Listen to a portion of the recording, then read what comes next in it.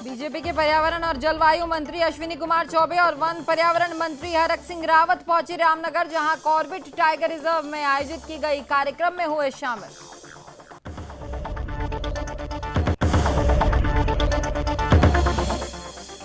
टिहरी रियासत की राजमाता सूरज कुंवर के अंतिम संस्कार में पहुंचे सीएम पुष्कर सिंह धामी, जहां सीएम ने राजमाता को दी श्रद्धांजलि।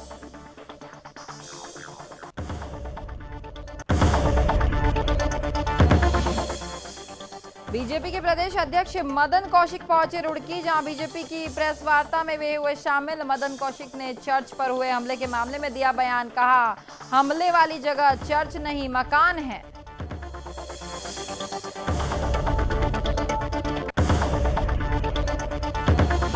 और मसूरी नगर पालिका सभागार में मीडिया प्रेस क्लब की तरफ से सम्मान सभा का आयोजन। सम्मान सभा में बतौर मुख्य अतिथि कैबिनेट मंत्री गणेश जोशी हुए शामिल। कैबिनेट मंत्री ने दीप प्रज्वलित कर कार्यक्रम का किया शुभारंभ।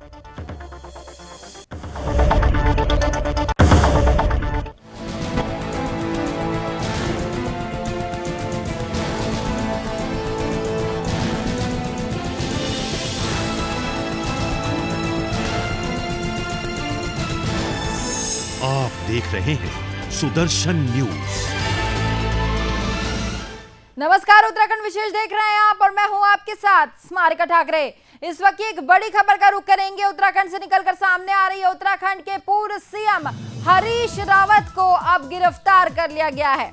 उत्तराखंड के पूर्व सीएम हरीश रावत गिरफ्तार। इस वक्त की सबसे बड़ी खबर आपको बता दें, लखीमपुर हिंसा के मामले को लेकर प्रदर्शन कर रहे थे, जिसको लेकर अब हरीश रावत की गिरफ्तारी की गई है। देहरादून स्थित एसएसपी कार्यालय पर दे रहे थे धरना और अब उत्तराखंड के पूर्व सीएम हरीश रावत को गिरफ्तार कर लिया गया है। इस वक्त की बड़ी खबर आपको बता दें, उत्तराखंड के पूर्व सीएम हरीश रावत को लखीमपुर हिंसा के मामले को लेकर अब जो है गिरफ्तार किया गया है। प्रदर्शन कर रहे थे और अब जो है मौके से उन्हें गिरफ्तार किया गया है।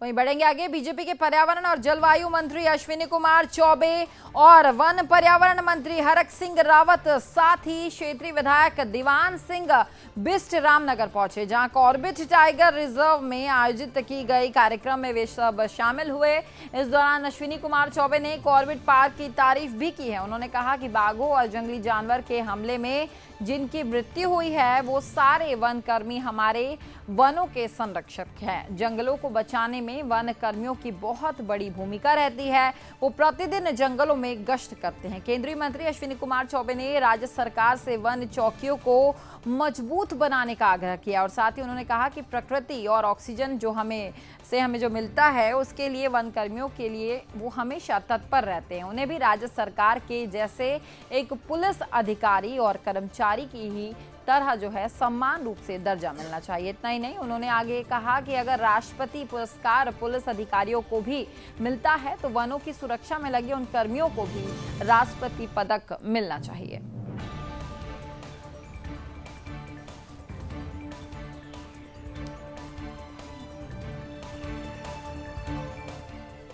जो लोग बाघों को बचाने में और बाघों से तो ये धन्यवाद करना चाहता हूँ इसे। मैं उन्हें ये वो देखिए वो मैंने ये कहीं नहीं कहा। मैंने 2005 की घटना का उल्लेख किया।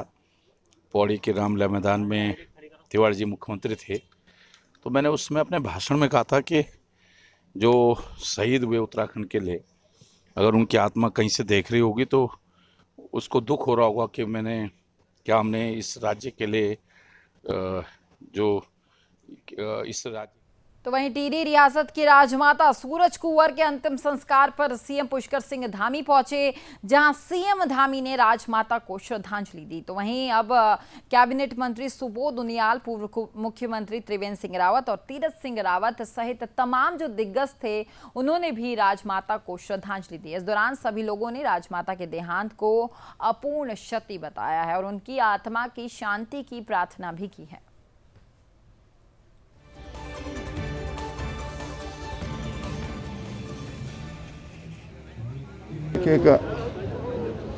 महारानी के निधन के साथ देखिए कि युग का अंत हुआ है, क्योंकि वो अंतिम महारानी थी। भरा पूरा परिवार है और खूब सुदीर्घ जीवन उन्होंने जिया है। तो भगवान से यही प्रार्थना है कि अपने श्री चरणों में उनको स्थान दे और उन्होंने जो मर्यादाएं स्थापित की हैं वो मर्यादाएं बनी रहें। आज राजमाता टेहरी जी का देवसान है। उनका बहुत बड़ा योगदान रहा समाज के उसमें, महाराजा साहब के उसमें भी, और उन्होंने कंधा से कंधा मिला करके जब वो थे तो काम किया है और यहाँ के समाज को उन्होंने आगे बढ़ाने का बहुत इस तरह काम किए है। साथ ही महाराजा साहब के साथ में रहते हुए उन्होंने काफ़ी विकास के कार्य किए। आज उनके जाने से हम लोगों को भी बड़ा कष्ट हुआ है। देखिए, जिस प्रकार से राजमाता सूरज कुंवर शाह आज हमारे बीच में नहीं है, निश्चित रूप से हमारे इस क्षेत्र के लिए बहुत बड़ी क्षति है। और ये पूरी रियासत, मैं जानता हूँ कि जिस प्रकार से महाराज साहब का आशीर्वाद और आपका, मैं तो बहुत नज़दीक से इनसे जुड़ा रहा हूँ। जब महाराज साहब पहली बार सांसद चुने गए थे और मैंने राजमाता जी के उस समय महारानी थी, मैंने इनके दर्शन किए थे। जो सादगी, जो उनका बोलने का ढंग और जिस प्रकार से वो हिंदू संस्कृति के रूप में हमें दिखती थी, मैंने कभी उनको आज तक सिर पे पल्ला के बिना नहीं देखा। तो इससे अंदाज़ लगा सकते हैं उनके मन में हिंदू संस्कृति के बारे में कितना लगाव था। तो ऐसी राजमाता आज हमारे बीच में नहीं है। मैं निश्चित रूप से बहुत दुखी हूँ, मेरा ये पूरा क्षेत्र बहुत दुखी है और आज सभी लोग उनके अंत्येष्टि में उनको श्रद्धांजलि अर्पित करने के लिए आए हैं। सबसे पहले तो मैं अपनी तरफ से संपूर्ण नगर निगम क्षेत्र की तरफ से महारानी साहिबा को भावभीनी श्रद्धांजलि अर्पित करके अपनी श्रद्धा सुमन अर्पित करती हूँ। और निश्चित तौर पर एक बहुत बड़ा आशीर्वाद इसने उनका इस क्षेत्र के लिए, जो कि आज भी माना जाता है कि टिहरी के, उत्तरकाशी, उस क्षेत्र के जितने भी लोग हैं, जहाँ से वो लोग गुजरते हैं, उनको भगवान के रूप में समझते हैं और वहाँ की धूल अपने माथे पे लगाते हैं। तो ऐसा उनका अपूर्ण इसने इस क्षेत्र के लिए रहा है। हमारे इस क्षेत्र से महाराजा साहिब 8 बार सांसद रहे हैं, तो उनके साथ में कई बार महारानी साहिबा का भी आना हुआ। उनका इसने हम सभी को हमेशा मिलता रहा। एक अपूर्णीय क्षति है, लेकिन ये निश्चित है कि जो इस भूमंडल पे आया है उसने एक दिन जाना ही है। तो वहीं भाजपा के प्रदेश अध्यक्ष मदन कौशिक रुड़की पहुंचे, जहां बीजेपी की तरफ से एक होटल में प्रेस वार्ता का आयोजन किया गया, जिसमें चर्च पर हुए हमले के मामले में बीजेपी के प्रदेश अध्यक्ष मदन कौशिक का बयान जो है अब निकलकर सामने आया। उनका कहना है कि जिस जगह का मामला सामने आया है वहां पर धर्म परिवर्तन का काम किया जाता था, जो किसी भी सूरत में बर्दाश्त नहीं किया जाएगा। धर्म परिवर्तन प्रदेश के लिए ठीक नहीं है। और साथ ही मदन कौशिक ने कहा कि अगर कहीं भी धर्म परिवर्तन होंगे तो कानून अपना काम करेगा।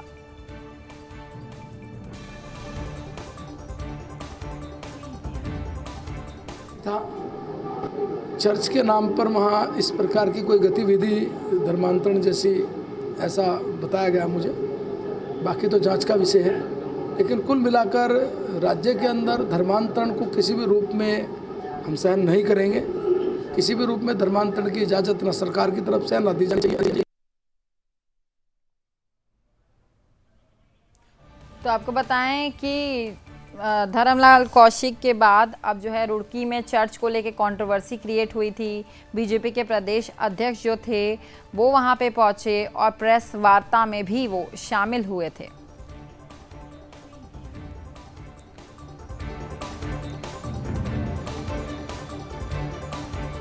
ज्यादा जानकारी के लिए हमारे साथ संदीप चौधरी रुड़की से जुड़ चुके हैं। संदीप, हम आपसे जानना चाहेंगे कि क्या कुछ ये मामला है। बिल्कुल, आपको बताना चाहूंगा कि रुड़की क्षेत्र में चर्च के नाम पर जो ये धर्म परिवर्तन का मामला चल रहा है, ये देखने को सामने आया। हालांकि ये रुड़की साइड चाहे तो गणेशपुर में ले लीजिए, सोलानीपुर में ले लीजिए, सोलानीपुर में भी इस तरह का एक मामला चल रहा था। जब वहां पे कुछ हिंदूवादी लोग पहुंचे, उन्होंने वहां उनसे बात करना चाहा तो उन लोगों ने इनके ऊपर हमला कर दिया, जिसको लेकर वहां पे तोड़फोड़ भी हो गई। लेकिन बात करते हैं कहीं ना कहीं कानून की। कानून का आखिरकार कानून को, इस तरह के काम जो रुड़की क्षेत्र हरिद्वार जिले में चल रहे हैं, इनको रोकना चाहिए। लेकिन कहीं ना कहीं कानून जो कहीं ना कहीं ढीला है और इसकी आड़ में ये लोग धर्म परिवर्तन कराते हैं। हालांकि जो कुछ युवती पहुंची थी कल रुड़की शिलान कोतवाली देर रात, और उन्होंने तहरीर की। तहरीर में साफ तौर से उनका कहना है कि हम 2-2 लाख रुपए का लालच और बच्चों की पढ़ाई के लिए पैसे देने का लालच देकर हमसे भी उन्होंने धर्म परिवर्तन करने की बात कही। तो हम लोगों ने इसका विरोध किया और विरोध करने के बाद हमारे साथ मारपीट की गई, जिसको लेकर पुलिस ने जो ईसाई धर्म के जो लोग हैं 10 लोगों के खिलाफ पुलिस ने मुकदमा दर्ज कर लिया। जी संदीप, तमाम जानकारी के लिए आपका बहुत बहुत धन्यवाद। बढ़ेंगे आगे। मसूरी नगर पालिका सभागार में एक्टिव मीडिया प्रेस क्लब की तरफ से सम्मान सभा का आयोजन जो है वो किया गया। इस दौरान इस सम्मान समारोह में बतौर मुख्य अतिथि कैबिनेट मंत्री गणेश जोशी भी पहुंचे, जहां कैबिनेट मंत्री का जोरदार तरीके से स्वागत किया गया। कैबिनेट मंत्री ने दीप प्रज्वलित कर कार्यक्रम का शुभारंभ किया। कार्यक्रम में एक्टिव मीडिया प्रेस क्लब की तरफ से कोरोना टीकाकरण में सहयोग करने वाले कोरोना वॉरियर्स और सहयोग करने वाली संस्थानों को विशेष रूप से सम्मानित किया गया और साथ ही कोरोना टीकाकरण में विशेष सहयोग करने वाले कोरोना वॉरियर्स और संस्थानों को भी सम्मान पत्र दिया गया।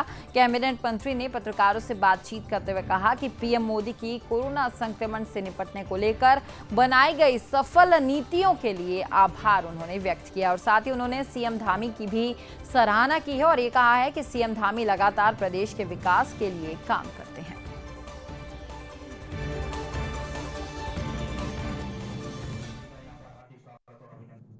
पहले तो मैं आभार करना चाहता हूं देश के प्रधानमंत्री नरेंद्र मोदी जी का कि भारत का 135 करोड़ की आबादी का देश 100 करोड़ लोगों को वैक्सीनेशन लग चुका है और वहीं पूरे देश के अंदर वैक्सीनेशन में उत्तराखंड नंबर 1 है।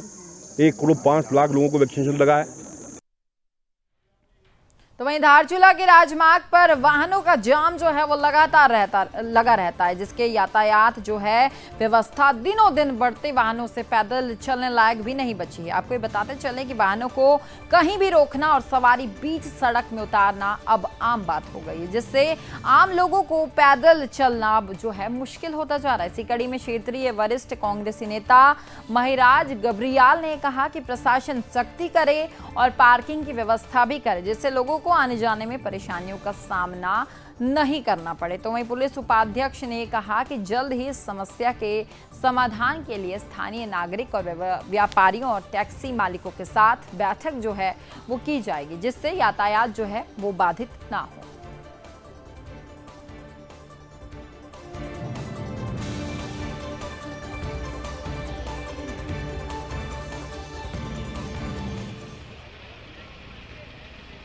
उन्हें चीज के लिए ये खुद आपके सामने में जो दिख रहा है नेपाल रोड में, ये गांधी चौक से लेकर नेपाल तक व्यस्त मार्ग है। दुकानदार खुद जो है अपनी दुकान को आगे जो है ये 2 पहिया खड़ी करते हैं। इनको खुद ब खुद हम लोगों को हटाना चाहिए, जिससे यातायात दुरुस्त हो जाए। और ये स्कूली मार्ग भी है, जिससे बच्चों को किसी दिन जो है ये हम दुर्घटना को दावत दे रहे हैं। तो मेरे पे ये रहेगी कि जो यहाँ पर जितनी भी दुकानें हैं, जो इन्होंने दुकानों में अपनी दुकानों के बाद सामान लगाए हुए हैं, एक तो ये अपना सामान इनको पीछा करो, सब करवाना है मेरे को। दूसरा, जो यहाँ पर जो यात्री आते हैं वो क्या करते हैं, अपनी गाड़ियाँ रोड पे खड़ी कर देते हैं। एक वो हमको वो गाड़ी सब यहाँ से हटवानी है। अच्छा, यहाँ पर बाईपास की व्यवस्था कुछ है नहीं, क्योंकि यहाँ पर दूसरी रोड मुझे नजर ही नहीं आ रही है। तो ट्रैफिक की व्यवस्था खराब तो है, इसमें कोई दो राय नहीं है। अब मैं फिर भी जितनी मुझसे कोशिश होती है मैं उसे जरूर करूँगा। मैं देखता हूँ उसका हल निकलेगा कैसे। पहले एक बार मैं सबकी अपने एसओ वगैरह को जितने भी हमारे उसके लेके यहाँ के सम्रांत व्यक्ति जितने उनको लेकर के एक बार मैं इस बात पे चर्चा जरूर करूँगा और एक बार मैं खुद सर्वे करूँगा हर चीज़ का कि यहाँ इसका मतलब रास्ता क्या निकला है। तो वहीं पूर्व मुख्यमंत्री हरीश रावत कोटद्वार पहुंचे, जहां हरीश रावत ने 2022 में होने वाले चुनाव को लेकर पत्रकार वार्ता की और इस दौरान पूर्व मुख्यमंत्री ने कांग्रेस पार्टी किन मुद्दों को लेकर जनता के बीच जाएगी उस पर पत्रकारों से बातचीत भी की और साथ ही हरीश रावत ने कहा कि नवरात्रि के दौरान परिवर्तन यात्रा का 3रे चरण की जो है शुरुआत करेंगे और साथ ही उन्होंने कहा कि कांग्रेस की सरकार आने पर बेरोजगारी खत्म की जाएगी। इतना ही नहीं, उन्होंने आगे कहा कि पहले साल में सभी रिक्त पदों को भरा जाएगा। रोजगार से छूटे युवाओं को रोजगार भत्ता भी दिया जाएगा। प्रति माह महिलाओं को 200 रुपए गैस सब्सिडी के तौर पर दी जाएगी। महिलाओं से संबंधित सभी योजनाओं को दोबारा से अब शुरू किया जाएगा।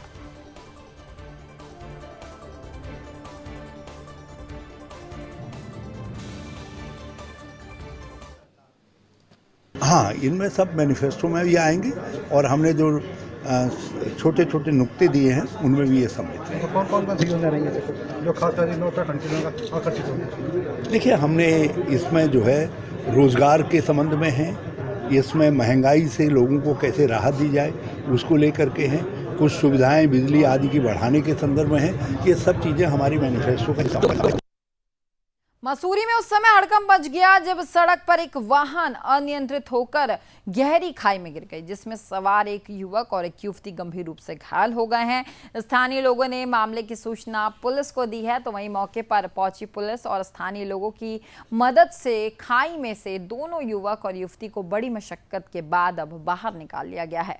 अंधेरा होने के कारण रेस्क्यू ऑपरेशन में काफी दिक्कतों का सामना भी करना पड़ा, जिसके बाद घायलों को जिला अस्पताल में भर्ती कराया गया, जहां उनका इलाज जो है वो अभी चल रहा है।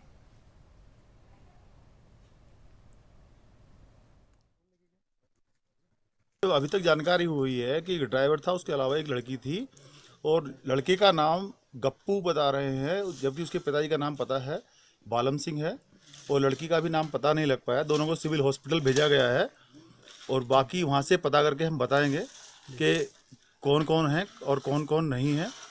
क्यों पुलिस जैसे ही मौके पे आई तुरंत उनको हॉस्पिटलाइज कराया गया है पहले।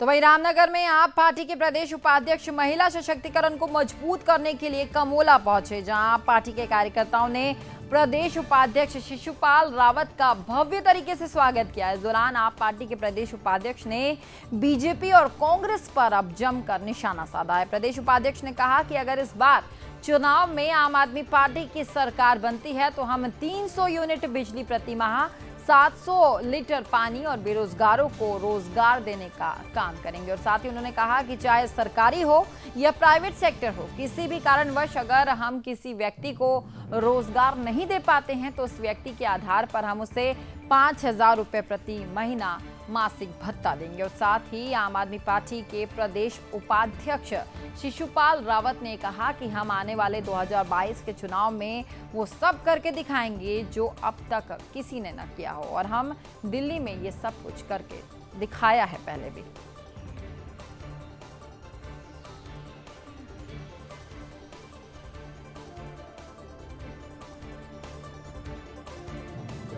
आज तो जो पूजा बेलवाल मैम एक एनजीओ चलाती हैं, जिसमें उन्होंने आज महात्मा गांधी की जयंती पे स्वच्छता। वहीं रामनगर में अखिल भारतीय ब्राह्मण महासभा का आयोजन जो है वो किया गया है। इस महासभा में कई महिलाओं ने सदस्यता भी ग्रहण की। तो वहीं इस कार्यक्रम में प्रदेश अध्यक्ष पंडित विशाल शर्मा पहुंचे, जहां पंडित विशाल शर्मा का ब्राह्मण समाज ने जोरदार तरीके से स्वागत किया। इस दौरान पंडित विशाल शर्मा ने पंडितों पर हो रहे अत्याचार को लेकर चर्चा भी की और साथ ही विशाल शर्मा ने कहा कि 20 अक्टूबर को प्रदेश भर में हर तहसील में ब्राह्मण कार्यकर्ताओं की तरफ से धरना दिया जाएगा। और साथ ही उन्होंने आगे कहा कि तहसील में एसडीएम के माध्यम से राज्यपाल को ज्ञापन भी भेजा जाएगा। ज्ञापन में आरक्षण को लेकर विज्ञापन में दर्शाया जाएगा। इतना ही नहीं, पंडित विशाल शर्मा ने कहा कि जो पार्टी पंडित की हित की बात करेगी, पंडित का वोट बैंक उस पार्टी को सपोर्ट करेगा।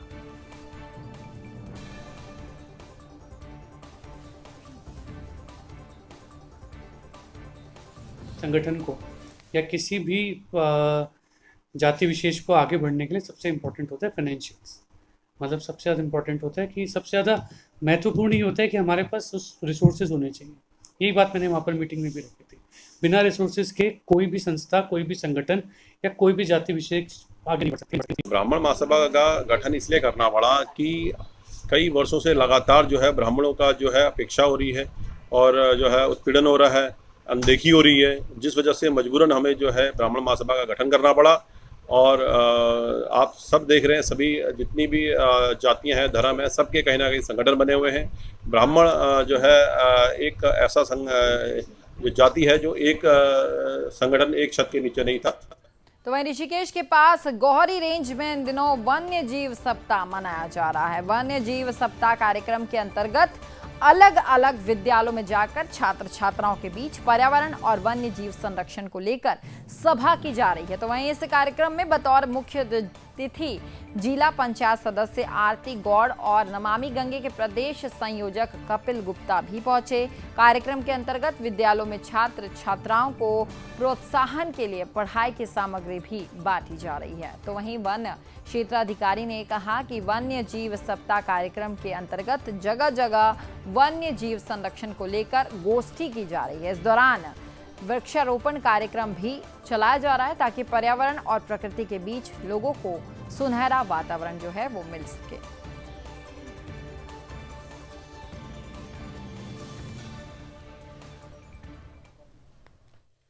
अमृत महोत्सव के रूप में इन दिवसों को मना रहे हैं और ख़ास तौर पर प्रकृति के संरक्षण के लिए इस तरह के वृक्षारोपण हो या स्वच्छता हो या वन्य जीवों की संरक्षण के लिए कल परसों भी हम एक कार्यक्रम में थे और ये पूरे ऑल ओवर उत्तराखंड नहीं बल्कि पूरे भारत में मनाया जा रहा है। तो हम सब लोगों ने एकत्रित होकर के ये संकल्प लिया है इस वन्य जीव साप्ताहिक दिवसों में कि हम वन को भी संरक्षित रखेंगे और वन्य जीवों की भी सुरक्षा और संरक्षण। देखिए, ये तो बड़े हमारे देश का सौभाग्य है कि जहाँ चारों ऋतुएं रहती हैं और प्रकृति का अनमोल खजाना यहाँ पर दे रखा है, लेकिन दुर्भाग्य से हमारी इंसानी कमियों के कारण आज हमें इस तरह के दिवस मनाने पड़ रहे हैं। और अब जागरूकता का समय आ गया है नमामि गंगे की ओर से। सबसे बड़ी एक चीज़ मैं आपको बता दूं, नमामि गंगे की ओर से हमारे वृक्षारोपण को कोई समय नहीं है, हम पूरे 12 महीने वृक्षारोपण करते हैं।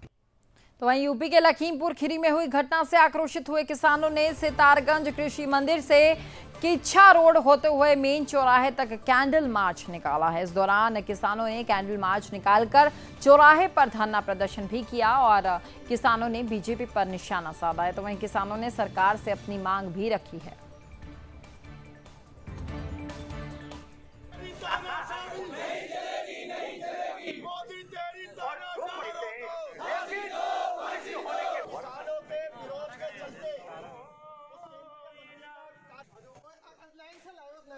मंत्री के द्वारा लखीमपुर में।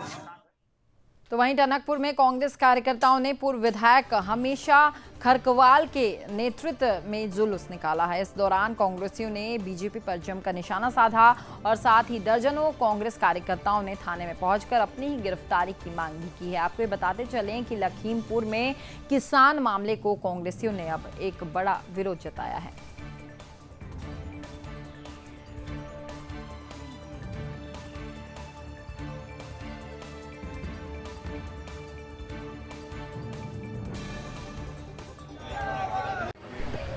नेता के पुत्र द्वारा जिस तरह से प्रदर्शनकारी किसानों के ऊपर गाड़ी चढ़ा दी गई, जिससे आंदोलनरत किसान जो है वो मौत के आगोश में चले गए और उनके आंसू पोंछने को जा रही हमारी राष्ट्रीय महासचिव प्रियंका गांधी की जिस तरह से गिरफ्तारी की है पुलिस ने, उसके विरोध में आज कांग्रेसियों ने काली पट्टी बांध करके नगर में प्रदर्शन भी किया है और उसके बाद यहाँ कोतवाली में पहुँच के मौन। तो वहीं उत्तरकाशी में उस समय हड़कंप मच गया जब डूंडा तहसील के अंतर्गत देवीधार रनाड़ी मोटर मार्ग पर एक कार अनियंत्रित होकर भागीरथी नदी में गिर गई। कार में 2 लोग सवार थे। तो वहीं इस हादसे के बाद कार और दोनों लोग जो है वो लापता हो गए, जिसके बाद स्थानीय लोगों ने एनडीआरएफ और पुलिस को इसकी सूचना दी। तो वहीं मौके पर पहुंची एनडीआरएफ और पुलिस और राजस्व की टीम ने रेस्क्यू ऑपरेशन अब शुरू कर दिया है। और दरअसल ये बताया जा रहा है कि लापता दोनों युवक टिहरी जा रहे थे, इसी दौरान ये हादसा हो गया। फिलहाल रेस्क्यू जारी है।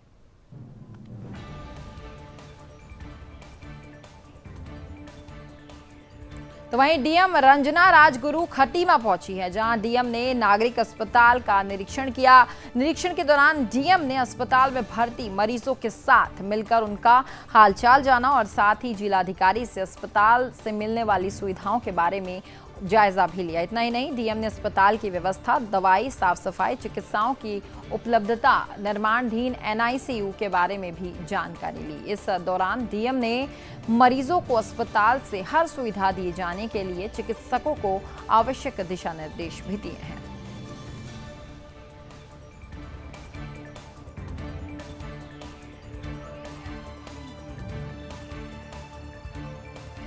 2021-22 का जो धान खरीद का सत्र है वो आज से प्रारंभ हो गया है। तो इसी क्रम में हम लोगों ने व्यवस्थाओं को परखने के लिए आज खटीमा जो मंडी है वहाँ पे अभी हम लोग विज़िट कर रहे हैं। तो अभी व्यवस्थाएं ठीक है, इनकी सारी तैयारियां हो चुकी हैं। 1-2 जगह बैनर और लगाने के लिए हमने बोला ताकि जो भी RFC हैं या हेल्पलाइन है फ्लाइंग स्क्वाड उसका नंबर भी डिस्प्ले कर दें, ताकि किसी भी किसान को अगर कुछ फीडबैक देना हो, कुछ समस्या बतानी हो तो वो बता सकें। तो वहीं टिहरी में आंगनवाड़ी कार्यकर्ताओं ने डीएम के माध्यम से सीएम को ज्ञापन दिया है। आपको ये बताते चले कि इस ज्ञापन में आंगनवाड़ी कार्यकर्ताओं ने सरकार से अपनी मांगे रखी हैं। आंगनवाड़ी कार्यकर्ताओं ने सरकार से मांग करते हुए कहा है कि हमारा वेतन बढ़ाया जाए और साथ ही कार्यकर्ताओं ने कहा कि आंगनवाड़ी कार्यकर्ताओं पर सरकार को ध्यान देना चाहिए।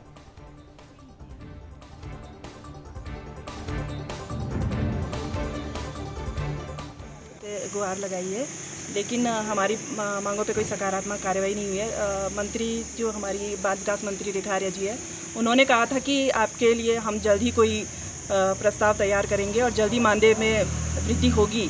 लेकिन 2 कैबिनेट हो चुकी है, उसमें आंगनवाड़ी कार्यकर्ताओं के मानदेय बढ़ोतरी के लिए कुछ भी उसमें चर्चा नहीं हुई है। इसलिए हम लोग अनिश्चितकालीन हड़ताल पर।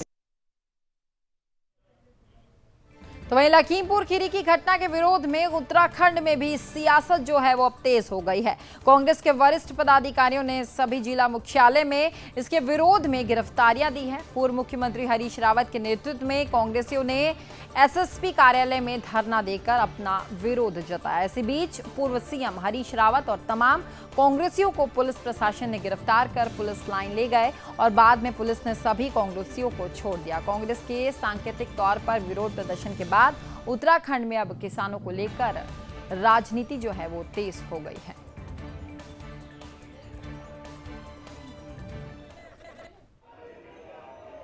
वो उत्तर प्रदेश की सरकार इस षड्यंत्र में सम्मिलित है। सरकार को भी, मंत्री को भी और बर्खास्त किया जाना चाहिए, हत्यारों को गिरफ्तार किया जाना चाहिए और ऐसा नहीं हो रहा है, इसलिए हम उत्तर प्रदेश सरकार की भी बर्खास्तगी की। तो वहीं रुड़की के सिविल लाइन स्थित एक निजी होटल में बीजेपी के प्रदेशाध्यक्ष मदन कौशिक ने पत्रकार वार्ता का आयोजन किया। पत्रकारों से बातचीत करते हुए बीजेपी प्रदेश अध्यक्ष मदन कौशिक ने कहा कि प्रदेश में 2022 में होने वाले विधानसभा चुनाव की तैयारियों में बीजेपी और अन्य दल बहुत आगे है। पिछले करीब 6 महीनों से विभिन्न कार्यक्रमों को प्रदेश के सभी बूथों और शक्ति केंद्रों पर आयोजित किया गया। उन्होंने कहा कि अब बीजेपी विभिन्न कार्यक्रमों को आयोजित करेगी, जिसमें देहरादून में सैन्य धाम को 5वां धाम के रूप में जाना जाएगा।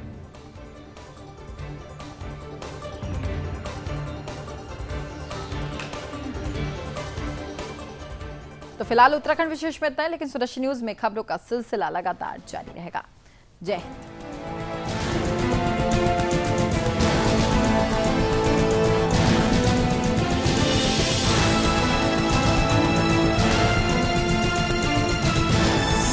आप देख रहे हैं सुदर्शन न्यूज।